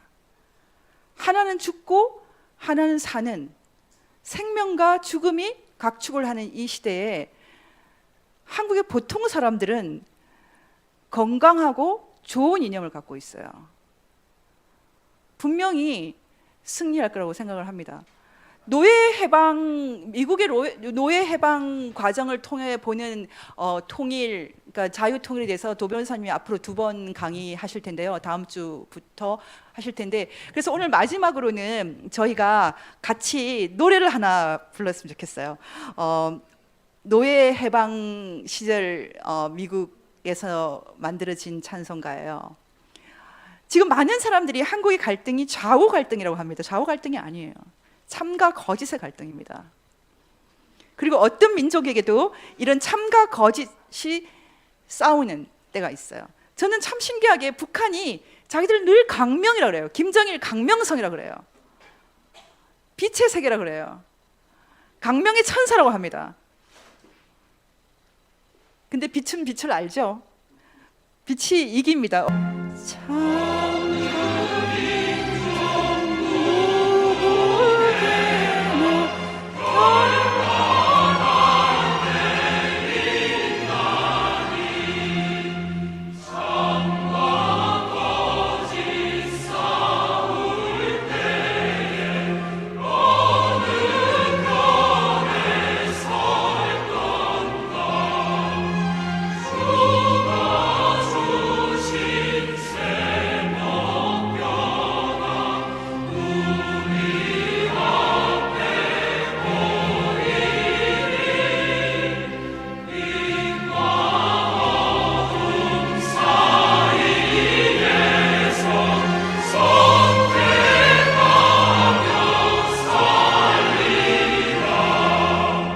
그냥 제가 시간이 많이 가서 그냥 바로 할게요.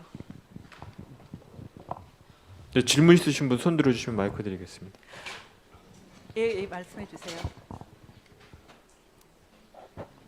예, 저는 서대문구에 사는 이병화라고 합니다. 그 말씀 감사하고요. 제가 이제 궁금한 것은 이 주사파든 종북이든 이런 지금 이런 세력이 남한에서 지금 정권을 갖고 있는데 이 사람들이 최종적으로 목표하는 것이 뭔지, 예를 들어서 아까 말씀하신 두 체제를 가지고선 두 국가 무슨 낮은 단계 연방이라든지 그 체제로 해서 두 국가가 오손도손 살 수 있다고 생각하고선 가는 건지, 아니면 지금 종북 세력들이 김정은 밑으로 들어가서도 예를 들어서 뭐 부통령을 하면서라도 한 나라로서 살 수 있다고 믿고선 지금 행동을 하는 건지 그게 궁금합니다. 청와대 이거 정말 질문하고 싶어요. 사실은 이 청와대에 있는 사람들뿐만 아니라 주사파들이 피하고 싶은 질문이 두 개가 있어요. 하나가 뭐냐면 당신은 자유민주주의자입니까? 대답을 하는 걸 두려워하죠. 이승만 대통령과 김일성 둘 중에 한 사람만 택해 보세요. 이 두 가지 질문에 대답을 못합니다. 속에 있는 질문은 나는 자유민주주의자가 아니에요. 속에 있는 질문은 나는 이승만을 혁명가 영웅이라고 생각합니다. 그 김일성을 혁명가 영웅이라고 생각합니다. 이게 속에 있는 대답이에요. 그렇지만 우리가 아직까지 자유민주주의 헌법을 지키고 있지 않습니까? 자유민주주의 헌법이 무너지고 나면 다 말할 거예요. 갑자기 김일성 만세가 터져 나올 거예요. 지금 이 자유민주주의 헌법이 너무나 위기에 처해 있어요. 지난번에도 한번 겪어봤지만 너무나 위기에 처해 있어요. 연방제를 하겠다고 합니다. 자유민주주의 헌법을 없애고 연방제. 연방제는 무엇입니까? 연방제는 연방 헌법이 있어야 돼요. 자유민주주의 헌법이 없어지면 연방 헌법은 김일성 헌법으로 해야 됩니다. 다른 방법이 있습니까? 그래도 괜찮다는 사람들이 지금 이런 짓을 하고 있는 거죠. 그 사람들한테 질문하고 싶어요. 자유민주주의 헌법을 포기하고 김일성 헌법을 택할 것입니까? 좀 들어보죠, 앞으로. 다른, 예. 수고하셨습니다. 감사합니다. 제가 여러 번 젊은 사람들이라든가 강남 좌파 아줌마들이라든가 많은 젊은이들하고 기회가 될 때마다 얘기해 봤는데 한결같이 하는 말은 문재인이 예뻐서도 아니고 김일성이 예뻐서도 아니고 지금 모든 사람들이 감옥 가고 뭐 하고 뭐 주사파다 무슨 난리를 했는데 이번에 문재인이 총대 메고 저렇게 나가서 통일을 하겠다니 이번이 마지막 기회다. 우리가 이걸 안 밀어주면 우린 영영 통일 못한다. 그러니 좀 망하기도 하고 못 살기도 하고 세금도 더 낼지 모르지만 모두 참고 희생을 해서라도 이번 기회에 통일을 하도록 우리는 문재인을 물어줄 수밖에 없다. 문재인이 여러 가지 잘못하고 경제도 망치고 못마땅한 거 많지만 그렇다 하는 그런 의견을 많이 얘기해요. 대학생들 만약에 한국에서 그렇게 선택하면 그렇게 됩니다. 지금 저는 많은 그럴 때 사람들이 뭐라고 얘기를 해줘야 될지 모르겠어요. 제가 거기 동의를 물론 전혀 안 하죠. 근데 뭐라고 대답을 해줘야 될지 모르겠어요. 제가 이렇게 말씀을 드릴 수가 있어요. 많은 사람들이 지금 미국 대통령과 미국 트럼프 대통령이나 미국 조야에 있는 사람들이 한국이 자유민주주의를 포기하기는 안 할 거다 이렇게 말하거든요. 어떻게 그걸 보장합니까? 베트남에 들어갔다가 나왔어요. 한반도에 사는 사람들이 미국이 싫다, 우린 자유민주주의가 싫다라고 얘기하는데 왜 지켜줍니까? 그건 정상이 아니죠. 미국은 원래부터도 그런 정책을 갖고 있는 나라가 아니에요. 제가 말씀드리고 싶은 거는 한국 사람들의 지금 말씀하신 건 사실이 아닐 거예요. 솔직히 말하면 내 행복을 유지하는 것에 관심이 있을 거예요. 이 가짜 평화가 사실은 내 행복을 유지하는 방법이기 때문이라고 생각을 하는데 정말로 고난이 오면 얘기가 달라질 수 있겠죠. 하지만 제가 이렇게 말씀을 드릴 수가 있어요. 그럼에도 불구하고 이 나라는 지켜질 것이다. 그게 진정한 아이러니가 아닌가 생각합니다. 여기 계시잖아요. 도변호사 여기 다. 왜냐하면은 그렇게 허무주의는 신앙이 아니죠. 그런 허무주의는 이래도 되고 저래도 되고 이런 나라 저런 나라 김일성 이렇게 시체에 절도 하고 집안에 초상화도 매달아 놓고 이런 허무주의는 신앙이 아니죠. 근데 모두가 다 이런 허무주의에 시달리지는 않아요. 정신 똑바로 있는 사람도 많이 있거든요. 근데 저는 그 정도 그냥 얘기하겠습니다. 그리고 아까 말씀하셨던 그런 소위 강남 좌파들이 너무 싫어요. 예, 안 보고 싶어요. 저 질문 조금 이따가 예 말씀하세요. 예, 제가 저도 이제 우리 김 총장님하고 비슷한 느낌도 많이 가지고요. 근데 이제 또 다른 측면에서 이 사람이 먼저다 이런 구호 이게 지금 대통령이라는 사람이 내건 구호고 또 온갖 무슨 보험회사에서 사람이 먼저다. 제가 보험 다 빼버렸어요. 근데 어쨌든 그런 게 굉장히 저들한테는 이제 거슬리는 거지만 또 많은 사람들한테 이게 마치 좋은 뜻인 것처럼. 그다음에 제가 통일 문제에 대해서 좀 더 간단 말씀드리고, 제 생각에는 지금 현재의 여건에서는 통일은 절대로 불가능하다고 생각해요. 그러면 이걸 통일을 내세우고 하는 사람들의 뜻은 뭐냐, 생각은 뭐냐? 제가 요즘 잘 쓰는 말 중에 이렇게 코스프레라는 말을 이렇게 쓰게 되는데요. 이게 다 정치적인 무슨 제스처 같은 걸로 주어져 가지고 아까 지금 우리 질문하셨는데 학생들이 뭘 알겠어요?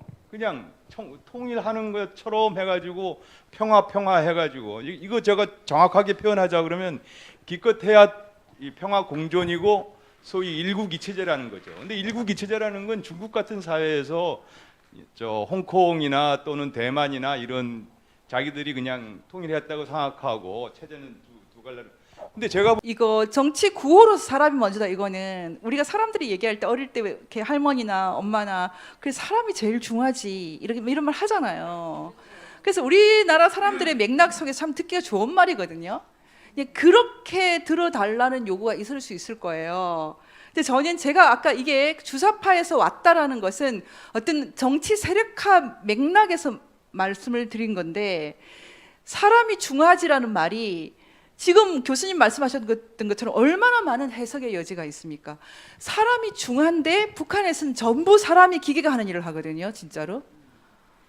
돌격대들 보면 건축을 할 때요, 건설 기계가 없어가지고 한 층 짓고 다 거기서 자고 한 층 짓고 또 자고 막 이런 식이란 말이에요.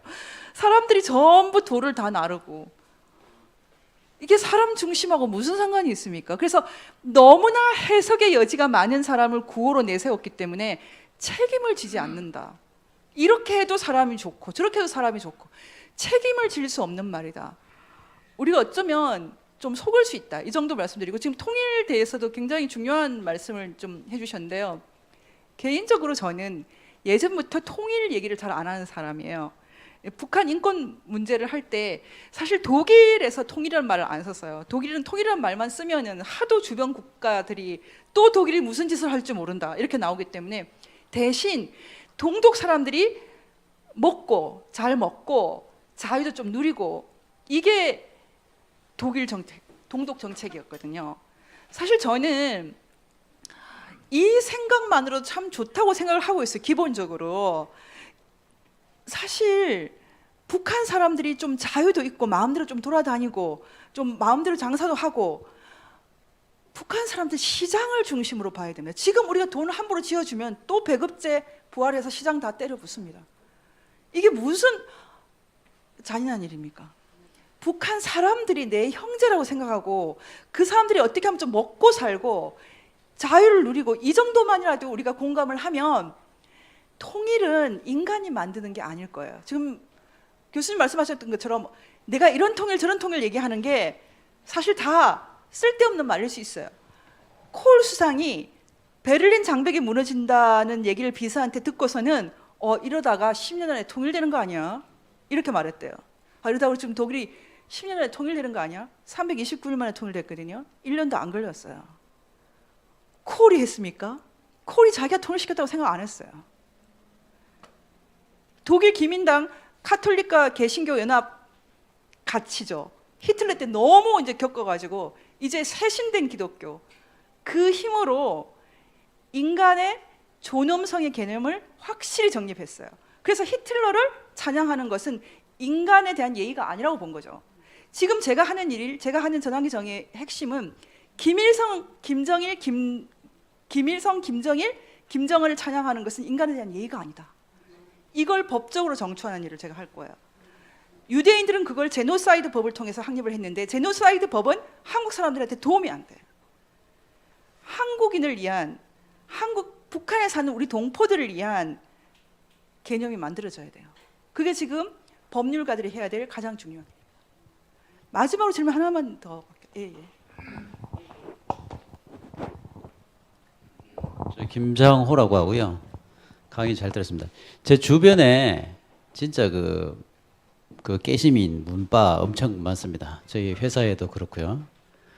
근데 친일, 미제 뭐 말끝마다 나오는 사람 많고 반박정희 이성만 엄청 많습니다. 그런데 이 사람들이 김일성 얘기 한 번도 하는 게 없습니다. 오히려 그러면 니네 나라로 가라. 예를 들면 북으로 가라. 하다못해 사회주의 그 중국에 가라 해서 내가 왜라고 합니다. 그러니까 이런 사람들 앞에 김일성이라는 이름 하나도 없습니다. 그런데 지금 이런 토양인데 어떻게 해서 저런 숙주들, 저런 것들이 나타나고 무엇을 먹고 저런 것들이 자생을 하느냐. 그래서 저거 숙주가 뭐냐. 저는 진짜 그게 궁금합니다. 아까 그런 언론 지식, 하물며 그 하나님의 가르침을 받은 목사까지 일어난 저분들은 도대체 어떻게 해서 생겨나고 무엇을 자양분으로 해서 커가느냐. 제 주변의 깨시민 문파는 사실 저런 얘기를 하지 않습니다. 저는 이 대답은 제 방식으로 그냥 하고 싶은데요. 마르크스 엥겔스가 공산당 선언에서 답을 해줬어요. 공산주의라는 유령이 유럽을 배회하고 있다. 주체사상이라는 유령이 대한민국을 배회하고 있다. 기본적인 국가적인 귀신 들림 아닐까 이런 생각을 하고 있어요. 근데 이렇게 얘기하면 사람들이 무슨 말인지 알아듣겠습니까? 사람이 자기 자신이 뭐 어떻게 할 수 없는 게 있어요. 누구 사랑에 빠졌을 때 기억나시죠? 또 어떤 사람이 증오 미움에 사로잡힘이 있어요. 지금 한국이 사로잡혀 있어요. 이 사로잡힘이라는 것은 북한으로 향한 진정한 공동체에 대한 공감이 없기 때문이에요. 저는 이 공감을 확장하는 그 마음, 저는 신앙을 통해서 해결했어요. 하나님은 북한 사람도 사랑하신다. 그래서 나는 하나님을 사랑하기 때문에 북한 사람을 사랑하리라. 공감을 위한 노력이 필요해요. 한국 사람들이 계속 자기만 생각하다가 큰일 납니다. 이게 제가 갖고 있는 생각이에요. 아까 지금 목사님 손 드셔서 마지막으로 얘기 듣고 목사이기 때문에 지금 이제 사실 그 부분에 오늘 강의가 뭐 너무 감사하고 또 저도 사실 이미 아시겠습니다만 오늘 언급된 내용 속에 저도 포함되어 있던 사람입니다. 그러니까 포함됐다는 말은 제가 그게 동조했다는 의미가 아니고 저도 모르게 한민들이라고 하는 그 공동체가 사실 서울대 교회와 카이스트 교회가 성서한국을 시작을 했고 그 성서한국이 2090년도 시작을 해서 지금은 이제 완전히 성서한국과 정말 제가 글쎄요, 제가 그 일들을 같이 하면서 이게 어떤 분명히 어떤 그런 공감대를 형성할 수 없었기 때문에 저는 자연스럽게 나왔고 보니까 계속 이렇게 흘러갔던 것입니다. 그런데 제가 이제 말씀드리고 하는 포인트는 뭐냐면은 이제 뭐 여기에 대부분이 크리스찬이 아닐 수도 있는데 한편은 저는 이제 오늘 그만 말씀하신 내용 가운데 사실 이제 뭐 조금 더 수정하고 싶은 것은 예를 들면 홍 목사라고 하는 이 영락교회가 결국 한국교회 보수를 대표하지 않는다라고 하는 부분입니다. 아시다시피 영락교회가 속한 통합적인 신학적 흐름 속에서는 분명히 진보와 특별히 진보 쪽 WCC와 연결되어 있으면서도 동시에 어떻게 보면 신사 참배 때에 그것을 찬성했던 그룹들과 함께 연동되어 있는 그룹들입니다.